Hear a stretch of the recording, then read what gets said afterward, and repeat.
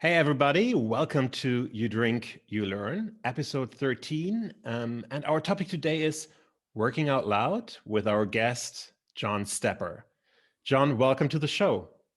Dirk, nice to meet you. We just met online, and so today's the first day we're talking, but it's already a pleasure. I'm really happy to be here. I'm so excited that you're here because how we got to know each other is not only what you're describing in your book and what you're preaching with your concept, it's also what I'm trying to live in my life and with this podcast. So, guys, I'll give you a little story how this happened out there. So, I in former episodes, I had Anna from Porsche, and as you might remember, and Anna Oh, hello, mentioned, Anna. oh, you know Anna. What, what's your last name? Oh shoot, what's her last name? Roisman, maybe.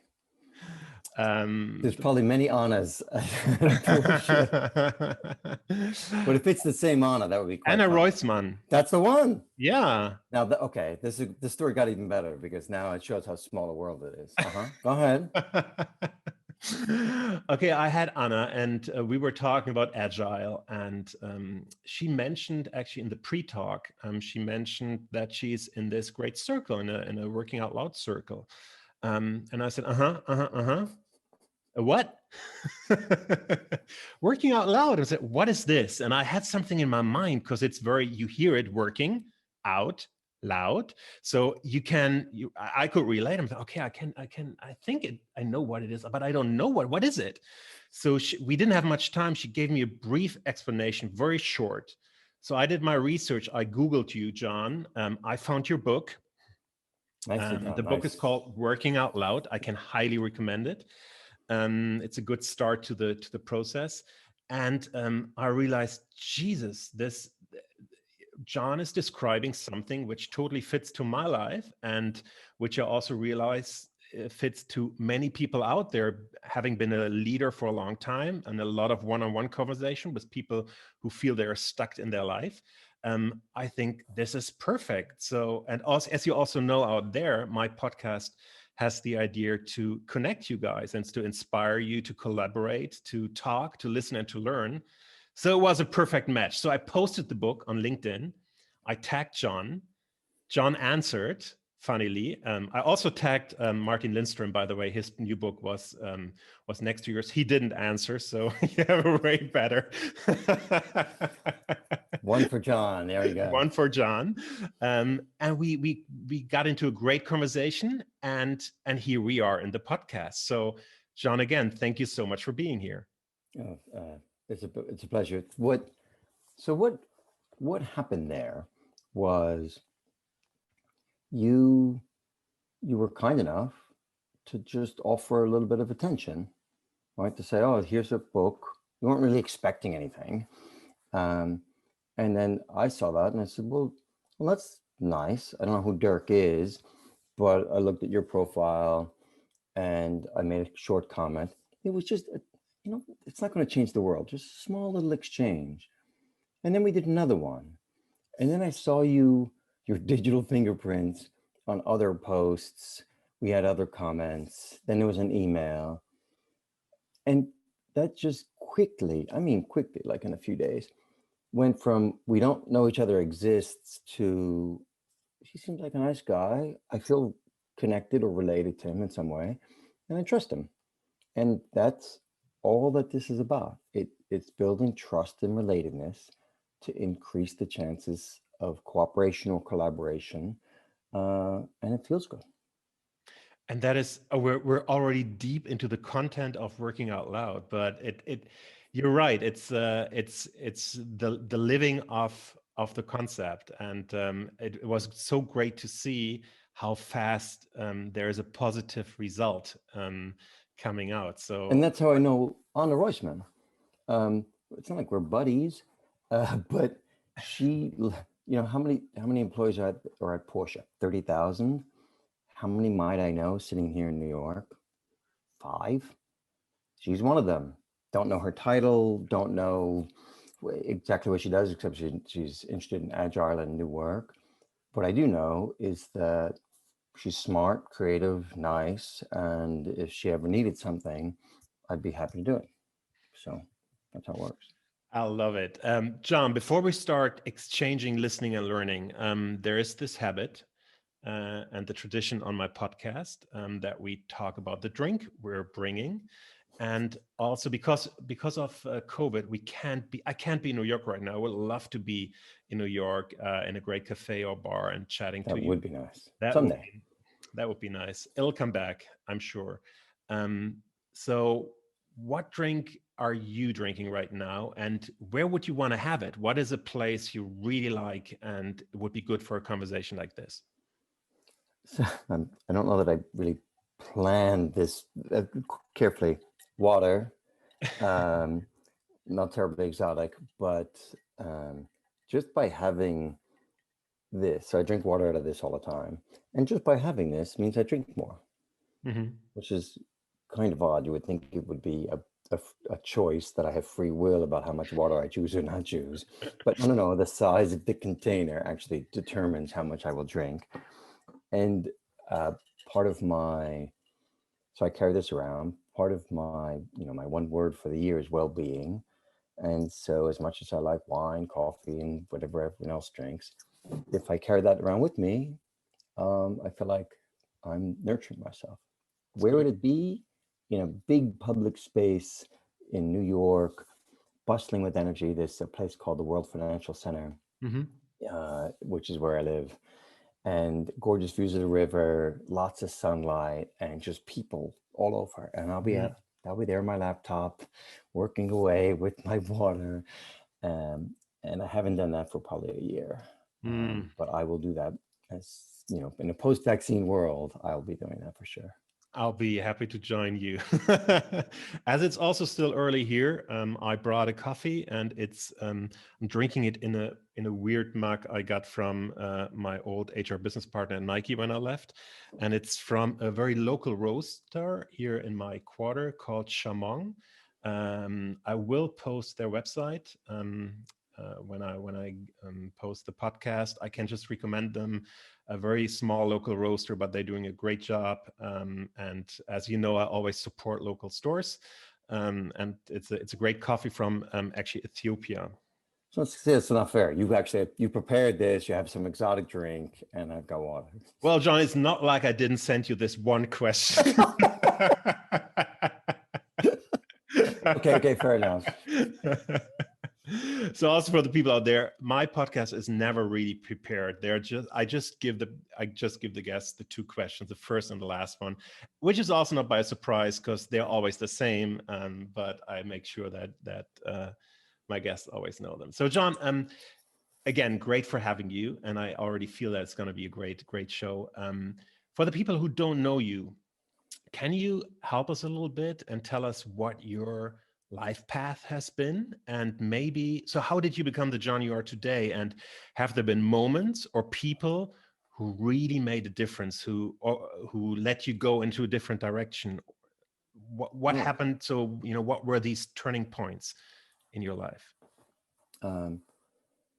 So I was born in New York City, and I've worked in big companies almost my entire life up until 5 years ago. So maybe 30 years working in big companies. And in terms of other people, at almost every inflection point, going from one company to the next, changing a career, there was almost always another person with me that did it. Whether I was afraid to do it on my own or just that's the way it worked out. But the high school I went to, my first job, the second job, wound up working in investment banking, ultimately Deutsche Bank. And so I wouldn't say it was intentional. It was more like I was playing career roulette. And then, some number popped up and I went there. Or somebody else decided that they were going to change their job and I went with them, kind of thing. Yeah. And I'd say that worked reasonably well until it didn't. And then I was working at Deutsche Bank, which had some good times and some not so good times. And my job was going away. You know, like many people on the call, I'm sure they could relate to restructuring or budget cuts or whatever it is, transformation projects, culture change. Like I've seen all of those movies in Hmm. my years of big companies. And that's, this is about 10, 12 years ago. That's what really motivated me to say, like, there's got to be a better way than just hoping I could get a good performance review, or my boss likes me, or the bank does well, you know, which I have no control over. Like, there's got to be a better way than playing career roulette. And that ultimately led to an approach and a method that could help you, you know, make your own luck. Um, Activate the sense of self-determination in a way that felt good, but also made you more effective. And we're going to talk about working out loud and the concept behind it very, very soon. But this was the moment when you started building it, or this was the moment, how does something like this happen? I mean, when I see this great book and it's all laid out, right? And you have a It circle, wasn't that way. but how did it start? I mean, how did you're in a moment of shock, Right. or your job might go away? um, how did you do, what happened? I mean, did you sit down or take a week off, or No, none of those did you things. have So a coach, or? this is, um, it's what you were describing even before we started, which is it was a set of small steps and missteps, right, and failures, almost experiments, prototypes, small steps that went in a certain direction, uh, but it wasn't a straight line. Hmm. Right? And so my first thing, I, I was in technology, and I'd studied computer science long before the internet. I was in technology, and so it was 2009, 2010. You know, Facebook and Twitter like 4 years old, and they're starting to bring social intranets into companies. So I'm like, that's it. Hmm. This is a game changer. I'm going to do that. And we set up a little pilot, blah, blah, blah. Eventually, we introduced a social network into Deutsche Bank in 2011, Your own which is early. one, or Which is early. It was we had a vendor product, Jive Software, if you yeah, remember them. okay. They were great. It was just early, and I thought technology would be the answer because I was a technologist. And although we ultimately got 100,000 people to use this thing, like I learned pretty quickly, this is necessary in terms of knowledge sharing and connections and network building, but it is not sufficient. Like, this is a behavior problem. Um, how do how do people make their work visible? How do they connect? How do they have a civil conversation online, Hmm. which we know to be a problem now? And so that led to a series of next experiments, next steps that ultimately became a method other people could use. Ah, fun. So, and that helped you also, so you could use it yourself, Right. being. I drank my own champagne. So I I was and as evidence of that, so I would use the thing internally, and I started to see, oh, I get it. I could take control of my own reputation by sharing my work. I didn't have to rely just on a performance review or whatever it was, like one person's opinion. I could have, through contributions online, I could share what I was doing, why, what I learned, etc. And I saw that I was getting connected to people just like you and I did, that I did not know, at all titles. And then I did that outside using public tools. And that's what led to Bosch finding me and being the first company outside of my own, outside of Deutsche Bank, the first company to actually use Working Out. They used version 1. A woman named Katharina Krantz came into contact with it, decided to try it, and that was really early. It was version 1. It was terrible. But she was open enough and smart enough and insightful enough to say, like, oh, this could be good. You need, you know, with German directness, you need to make the following changes. Um, and I've been working with her ever since, and she's a friend. She's great. Wow. Would you? I'm surprised, actually. I would have guessed that's such an innovative new concept, you would first probably be somewhere, I don't know, in Silicon Valley, or, at a new startup, or, some new work. I don't know. It's amazing that you ended up in a German, very traditional German company to test this out.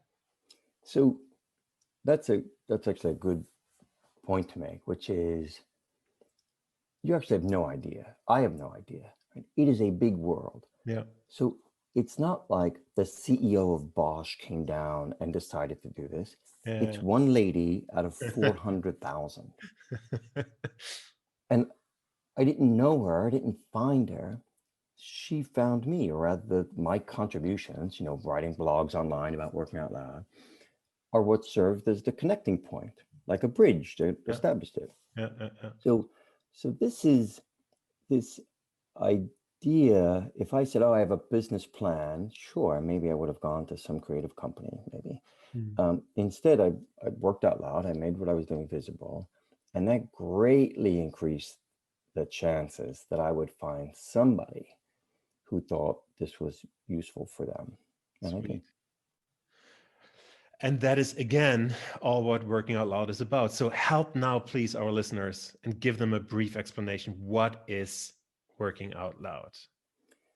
So the idea is, you can ask yourself 3 questions. Think of it this way. 1, what am I trying to do? What's something in my life that I genuinely care about? Could be a project, could be I'm finding a new job, it could be I want to explore, learn more about a topic, I want to get better at what I do, or meet people who do what I do, or who do what I'd like to do.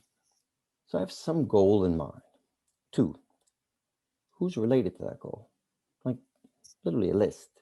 Who are people that might have some experience, learning, knowledge, other contexts that might be helpful? Some you're going to know, some are just going to be people on the internet, some you're going to search for. And then 3, what can you contribute to them? Like your post on LinkedIn, what can you contribute to them to deepen the relationship in some way? It doesn't have to be a big thing.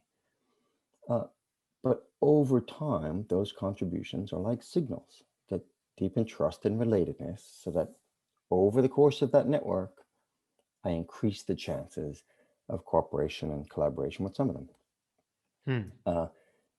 What I created, none of this is new, right? People have been talking about the power of networks. And I mean, 80 years ago, Dale Carnegie wrote a book, how to win friends and influence people. All of this kind of common sense that I contribute to others. Adam Grant wrote Give and Take. I contribute to others without expectation over the course of a number of people as a benefit to me too. Everybody wins, right? That is ancient wisdom. What I did is I created a method so you could actually practice that, develop that skill, develop a set of habits, develop a mindset, so that whether you're in a company or you're outside, this becomes a natural way of working. I'm not just teaching you about networking or relationships, or you're doing it in a safe, confidential space with 3 or 4 other people, a Working Out Loud circle that meets for an hour a week for 12 weeks. And week by week by week by week, with the help of these 3 further people, you each have your own goals, but you're going through the same process.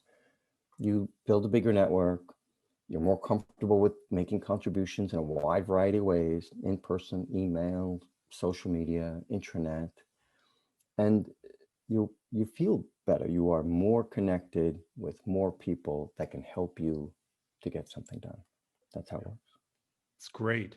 So what is your role in there? Are you part of all the circles? No, you because there's about 50,000 people that have been through it. Oh, so that would be a lot. Holy moly.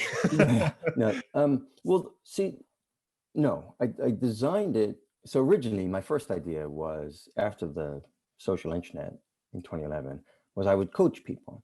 So I would coach people one-on-one. And I knew that wasn't scalable, and I'm not a trained coach. So what I tried to do was come up with, could there be a method that people could do it on their own. And there were a couple of methods at the time that, 90 days challenge, lean in circles from Sheryl Sandberg, if you remember lean in. And I put these ideas together and created guides so that any group could do it. And that turned out to be important, not just for scale, but because part of what we're trying to help people experience is this sense of self-determination and self-efficacy. Mm. So you're in a workplace, we'll give a real example. You're in a workplace, you're a new joiner, you got a boss, you got a team, that's your universe. But if you're in a circle, you quickly learn that there is no boss. Who's running the meeting? Who's the manager? No. What's your goal? Who could help you? What do you have to offer? And working out loud helps you make the most of all you have to offer week by week by week. So that new joiner can quickly navigate or learn to navigate the company to access knowledge, people, opportunities related to their job, more quickly than employees who've been there for years. And that's how it works. And I applaud that, because I'm a strong believer in building your own destiny. And you have, it's no one, well, there will be people supporting you, but you have to start it. It has to come from. You can increase the odds. That's Yeah. right. So there is such a thing as luck, and there is such a thing as having a boss or having to have a job, if that's what you do, in a box on the org chart, and that's fine. All I'm suggesting is that you have the power, if you will, to craft your job, to shape your experience, and tilt your odds so that your game of career roulette will produce a better return than it would have otherwise. So you had 50,000 people going through circles. Yeah, we didn't, for a long time, we just put them on the internet and people would use them. So we didn't, originally we had no idea how many people would use them. Yeah. But we see it pop up in the strangest of places, at the University of Hildesheim as a class. So, some lady in Zimbabwe sends me a letter. I'm in a working out loud circle. I'm like, how did you find it? Who are you? Well, it's spreading in my company. So it spread, and over the last, I'd say 6 years, we figured out ways to make it scale, particularly inside organizations, because I didn't want to just create something for, the 0.1% of the people who are curious about new work or have free time or whatnot. I really wanted to reach 10, 15, 20% of the company. So at Bosch, that's like 40 to 80,000 people, right? And we've reached 5,000 so far. So that means we've gone from just grassroots kind of movement, oh, I like it, which is great, to it's also integrated into onboarding programs, talent development, like HR embraces it because it helps them solve problems that they have, like crossing silos, knowledge sharing, collaboration in an era of remote work, like all of those big three. Working out loud is one way to help them solve those problems. Sweet. So what do you see when you take, I don't know, a person who joins a circle, and you've been also, I guess, in many of them. Yeah, I'm in one now. Joining in the first week and leaving after 12 weeks. So what do you see in terms of change? Or I don't know, can you describe it a little bit? Is there a common journey or a common aha? Or, I mean, everyone is in a different state of mind. Everyone is working on their own goal and trying to solve it, but they're following a similar path. That's exactly right. In terms of experience and what it means to the people, do you see, if you would have a before and after, I lost 100 pounds. No, but right. So you're right. The goals are wildly different. The benefits in terms of like actual tangible benefits are quite different. There's a feeling that's common, and the number one word we'll hear is that people feel more empowered. Hmm. But not empowered because somebody did something for them or gave them a title, or it's this sense that week by week by week, from small contributions to bigger ones over the course of the 12 weeks, you realize, you practice that I have more to offer. And it may not be for everybody. It may not be to be popular or show off or get likes, but I have more to offer. And there are other people out there that can value what I have. I matter. Right? That feeling, and doing it on your own in a self-determined way in this circle, that feeling is super powerful.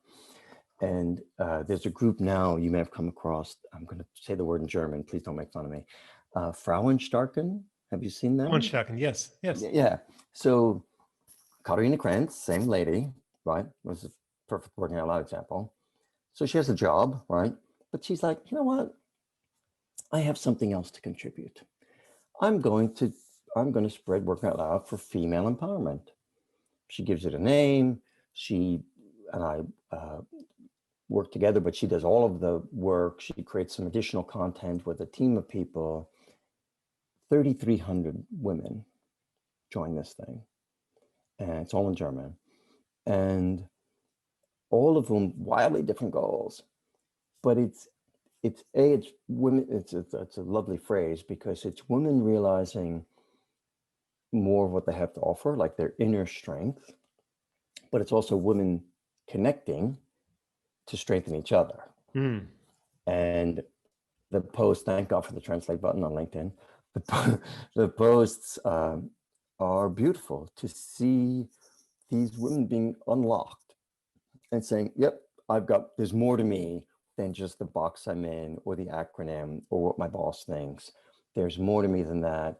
I dare to take a step and make that contribution.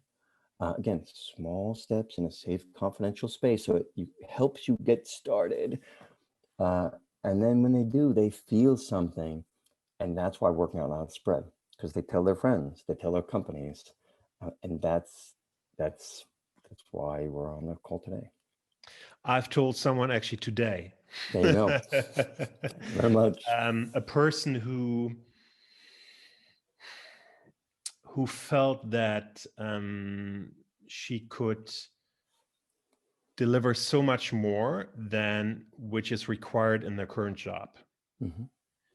And I felt that joining a circle or starting reading the book first, or doing some research on the internet could actually help her to define a goal. Because what I love about working out loud is even if you feel you're stuck in your job, it doesn't mean that you have to leave it. Right. If I got you right, but this is 100%. How I translated it. I didn't do my job. I used it. First of all, I was too scared. I have 5 kids. I got, like many people, you need work. 2, I had no clue what I was going to do. So just taking the big leap and following my dream or passion, it's terrible advice. No, instead, I crafted my job crafting, so that I viewed the workplace as a platform, as a laboratory. Yeah. That you by all means do your job, right? But within that box, there's a fair amount of freedom for many people to try small experiments, do small things, learn, and that's what I did. And I think most people can do that. Absolutely. I feel that sometimes people are hesitant and are a little bit afraid of what could happen, but what is the risk? I get the fear because I've experienced it myself. The fear is someone may say, "Who are you to do that?" Like what? I mean, absolutely, I've gotten that, and it's a sense of some kind of judgment or shame, or whether it's self-imposed or imagined or really from other people. So again, back to the circle. The key to all this is that you've got 4 to 5 people for whom it's a psychologically safe space. So most people do it with strangers, even if they're colleagues, they're in different locations. And once you're in this circle and you've got 3 or 4 other people who aren't judging you, you could just be yourself. It's super liberating, particularly in the workplace. Like you could just be yourself. Gee, I really don't love my job. Gee, I'm not sure if I'm good enough yet at this. Gee, I'm thinking of this idea. Is that stupid? and not only, it's not just a support group, you're acting, you're doing something. You're developing, you're strengthening the sense of agency week by week by week, but with the support of these people. And that is a rare thing in the workplace. So for a friend like yours, yeah, that it's a good way to get her moving, to give her some positive momentum. In a safe place. In a safe place. Yeah. In the workplace. Do you hear often that, because some people are extroverts, some people are more introvert, and they might have challenges with the out loud part. So going out, talking about what you do, using social media, and it might even prevent them of starting this whole thing. What would you tell these people? So we've had many people who self-identify as introverts participate in circles. And what they tell me is, this is actually quite liberating. And the reason is, I'm not telling you what you have to do, that you have to put yourself out there, right? You don't have to do anything you don't want to do. And so the way you work out loud might be different from me, might be different from somebody else. But 2 things. One is, the whole point is you're framing it as a contribution for someone else. So you're not being out loud just to be out loud. You're being helpful, right? Your experiences, your learning matter to other people like you. So that changes, like flipping a switch in your head, like, oh, I get it. This isn't really about me. This is about someone else and me being in service of someone else. And if I flip that switch, if I frame it that way, it's much more comfortable. 2 is, well, let's see, you could try to be the loudest voice on the Zoom call, right? So that you could contribute and shape your reputation. That's one way, grossly uncomfortable, right? And also gender biased and other biased. Or you could make thoughtful contributions on a medium that you're comfortable with, whether that's email or coffee or the internet or something. And you could do it on your own time in your own way. And so back to the introverts I know, is they'd say, that's a hell of a lot easier for me to share my work on the internet and share the learnings I did, like you did with your podcast, right? Oh, I just recorded one. Here's what I learned.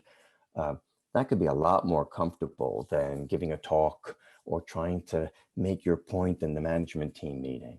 And that's why I think this method is applicable for everybody. We may practice it differently, but we all have the same universal needs. It's funny. I mean, if you know the concept, if you buy an Audi, you probably see more Audis driving around. If after I heard about working out loud, I tend to see it more often. It's called a frequency illusion. Yes. It's funny, and I also use it, and I talk to people about it. And would you say that it is? Do you think that the tipping point is already there? Are you on the tipping point of becoming a movement? Or are we on early stages? Or it's hard to say because I'm in my bubble, you're in your bubble, but maybe you have a feeling. Sure. Who knows, right? But what I see in terms of data and feedback is, although I've been doing this for about 10 years, it feels like we're at the very beginning. So, and how do I measure that? Well, in terms of use cases, like now we've got working out loud, at healthcare institutions in Germany, at universities, for job seekers. We're working on something for manufacturing and sales. In terms of companies, it's expanded. In terms of methods, and in terms of countries. We just had them, the book just got translated into Mandarin. So it's in Chinese. And so we're seeing other people who, are there cultural differences? Sure. But we have the same kind of underlying needs for self-determination, self-efficacy. So I feel like we have a lot of work to do. And I think the possibilities are really great. But my feeling is the foundation is there, and probably it has been, well, COVID is, and the work with all the toughness in the workspace maybe right now, and people losing jobs makes it a little tougher, but it's made it easier.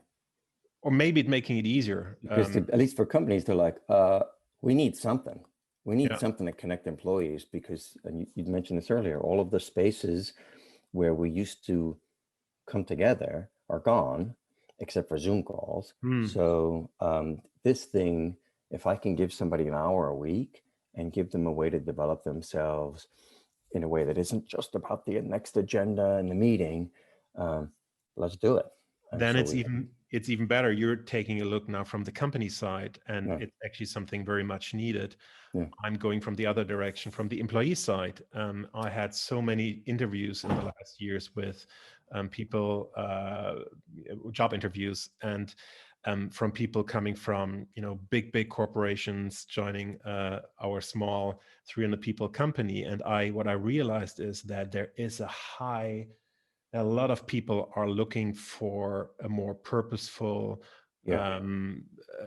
surrounding, a more sense-driven jobs, and not just a job. And this could be connected also to what you deliver if you implement it into a company, because the collaboration part, the working together part, and the goal you set yourself, which is probably linked to your own purpose, so it combines the two worlds. And this is what I like very, very much. Yeah, I think I see what you see. This has been the great reset for many of us. And you're like, boy, we didn't want to go back to what I used to be doing. There's got to be more out there. But yet it's too much to ask to say in a pandemic, I'm going to change my job or start a business or something. So this is a way to take some small steps in a certain direction and explore in a way that's low risk or no risk, while you build your network and kind of make your own luck. John, what happens after the 12 weeks? Is it whatever change you've started to do had become hopefully a habit, and you're in this new sense of whatever it is? And is it a circle? Do you go back and refine your goal and start from the beginning, or look for something else? Or is it a one-time off? Are you doing, and I also want to learn later about yourself. So are you doing it for yourself still? Are you rephrasing your purpose? What is your purpose? I'm happy to learn about that. If you want to share. Absolutely. So depends on the person, but most people say, hey, that I would do it again. And what happens, you go through the method, whatever goal you've picked, you're like, oh, I get it. Next time, I'd really like to work on this goal, right? And so I'm in my 11th or 12th circle now. It's not because I don't get it. Like, I think I get it at this point. But it's different every time. The goal's different. The people are different. I'm different. So my current goal, for example, is I'm building a business, which is new for me. I worked in big companies my whole life, and we've gotten to a certain stage, but I don't want to build something that I think is the right thing just because other people have done it. I want to be more thoughtful about it, intentional, so it's a balanced life, and has a positive social impact, etc. So that's my goal, which Mhm. is, who's done that before? What would that business even look like? Like, I don't know. If I knew, I would just write it down and I have a plan, right? But I don't have a plan. I don't know. So I don't know what I don't know. And I'm going to use my circle to carve out the hour a week to say, what might it look like to actually work on that goal? Because otherwise it's just on the infinite to-do list and I never get there, right? No, this Friday, 8 o'clock in the morning, I'm going to be on the phone with somebody in Switzerland and Canada and the US, and I'm going to work on it. Mm. And I've got these 3 other women who happen to be in HR or HR fields, and they'll help me. And they've got their own goals, but it's a structure, it's shared accountability, it's support. I'm actually going to make progress towards this goal that I care about, and I'm going to enjoy it along the way. Oh man, that's great. um, if people out there now think that was really interesting and there's something in there, I want to try it. What do people do? Is there a website? Is there Is there a website? what do they? What is the starting point? What's the entry? Well, I'm no marketing expert like you. But here's what we did. So for a long time, it was very difficult to get going, which is why it was actually easier to spread inside companies, because everyone worked there. They could put it in the learning academy. You could just sign up. You can go to workingoutloud.com, and there's all the information you need there. What we're just launching now is a community platform, so that it's on your phone or on your iPad, on your computer. So now you could either join a circle using free guides, or you can be matched in a circle. We'll match you, we'll support you from start to finish. So we have guided experiences also. So for the people in my current circle, they're like, look, I don't want to find people. I don't want to, try to tell them what working out loud is. I just want somebody to do that for me and then provide me support along the way. And they'll go to the community site, which is just community.workingoutloud.com. And you'll see the other methods, you'll see other people. We're just launching it, but we think that'll be the nicest way for people in a very simple step to build an instant network of trusted people who are also working out loud. Could you imagine at the beginning of your first job? I mean, No.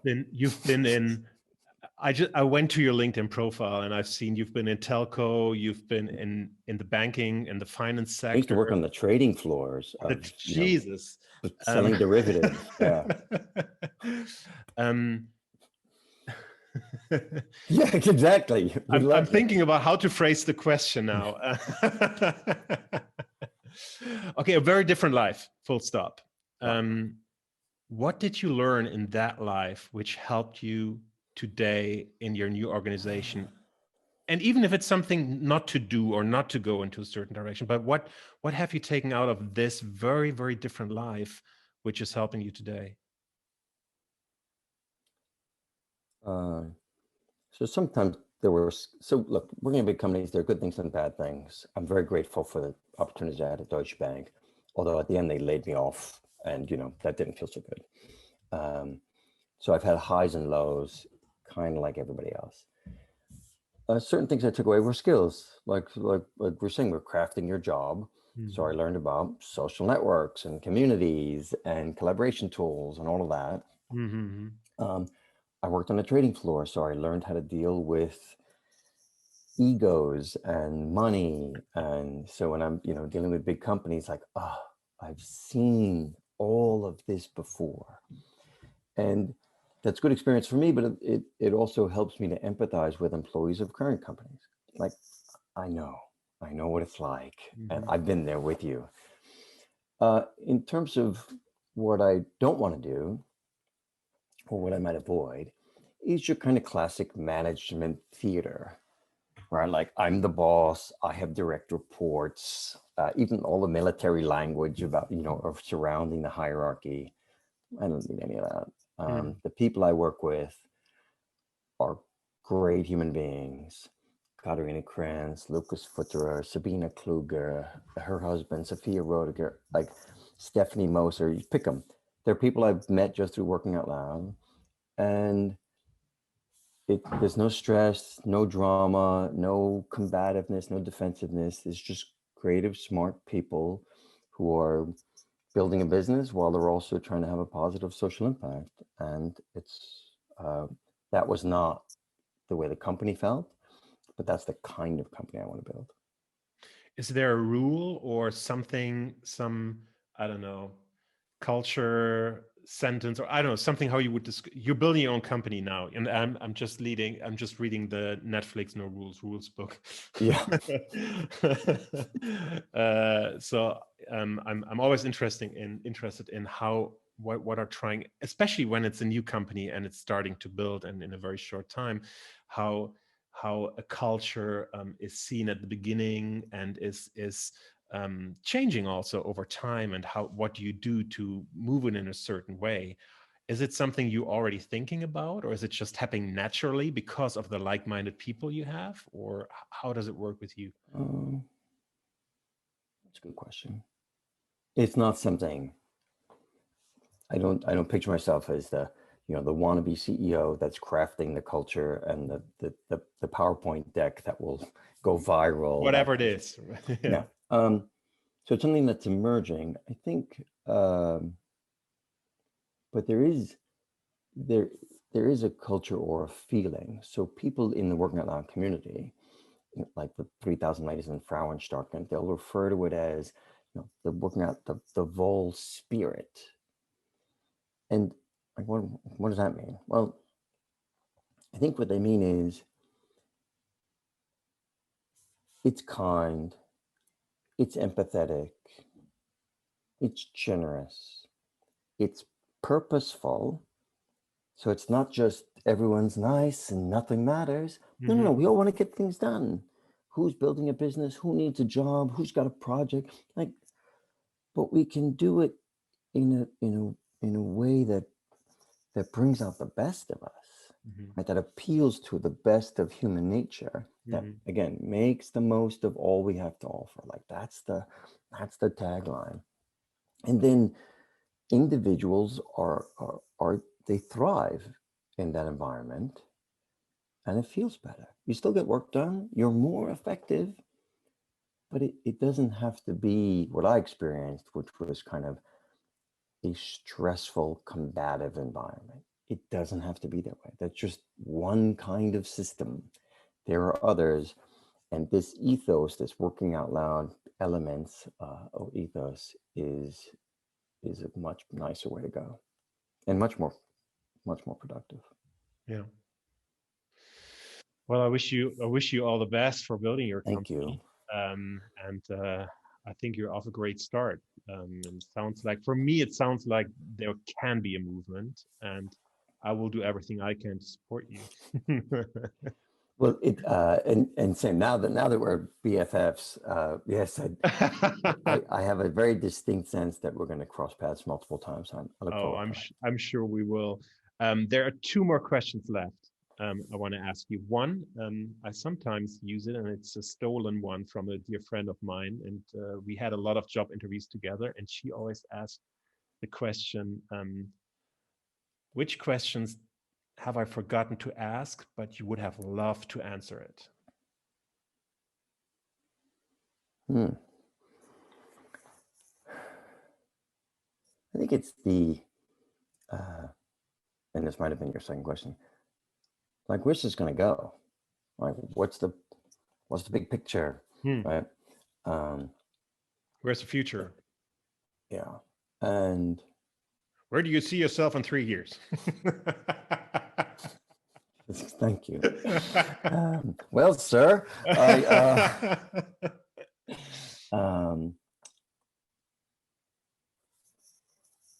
where we started, a lot of the examples we used were people inside companies. It's an hour a week, very much knowledge workers, office workers. We talked about remote work. What about other people? What about people who work in retail or in a manufacturing plant or in a hospital? So my goal is to take this idea of, can we give people the environment where they can practice making the most of all they have to offer? Can we create an environment for everyone wherever they happen to be? So my first efforts have been for the Bosches of the world and those kinds of companies, Merck and those. But what we're doing now is students in universities, people in hospitals and manufacturing, people in other markets and countries, so Turkey, Brazil, China. It it's not just for a select few. I want this to feel like a very equal opportunity kind of movement, if you will. Democratic. Thank you. A big tent where everyone's welcome if they want to, if they're seeking something more, if they feel that they have something to contribute, then come on. If you're content with the way things are, that's great. There's nothing wrong. Like, terrific. But if you feel like, I'm looking for something. Again, it could be maybe life is great and you want it to be greater. Maybe you're looking for something new. Maybe whatever it is, I feel like we have a way to help you and a community that will support you. There's nothing more to say, I guess. It's amazing. Again, I think you've phrased it very, very well. And I again, and this is not about to praise you, and but I'll take it. I really like that it's, because this is how I am. It's business related. It can be business related. There's a performance angle to it, but it's purpose driven. And the end, it will make, if we all do it, it will make the world a better place. And you can't argue that. It is great. So thank you. Thank you for being here. My last question is my network question. As I said, and its network is close to your heart, it's close to mine, and I'm trying to inspire to collaborate within my network. Is there anything right now, any obstacle, anything in your way, any question in your head where someone of my network could help you with? An exchange partner you're looking for, someone you're trying to work on, and at the same end, what could you offer to the network? When should people send you a question or text you? What can you offer? What I can offer is what's the best way to get started, so that you don't necessarily need me in the room or me teaching you, but what's the best way that I can help you get started with a group of other folks to take that first step, right? Towards self-determination, self-efficacy, to making more of what you have to offer. I can help you with that. In terms of what I need is, well, I'll tell you exactly what it is. My goal in my relationship list is to look for people who've built businesses that have a positive social impact and that are run in a way that we've described. It could be movements, could be organizations, could be companies. I'm on a search for that now in my circle. So that's my goal. That's my initial relationship list. This will be week 2 coming up on Friday. So if you can help me with saying, oh, here's a really great group that you should look at, because the way they're doing it is just right. What a good balance. I'd be grateful. I'd be very helpful. Thank you. Cool. Sweet. So network, you've heard it. Thank you. I welcome your cards and letters. Thank you very much. Let's get active. And that's it, everyone. Thank you so much, John. Thank you for being here. Again, the book is called Working Out Loud. Check it out. Go to the website. It's in German too, by the way, for your German audience. Oh, it's in German too. YDYL, yes. That's sweet. Thank you so much for your time. Thanks for sharing your thoughts. I'm looking forward to see where you're heading and how your organization and your movement will grow. All the best. Stay safe, and hope to see you soon in New York City. Thank you. To be continued, Dirk. Take good care. To be continued. Yeah, thank you. We'll be back. Take care. Thank you. Thank you.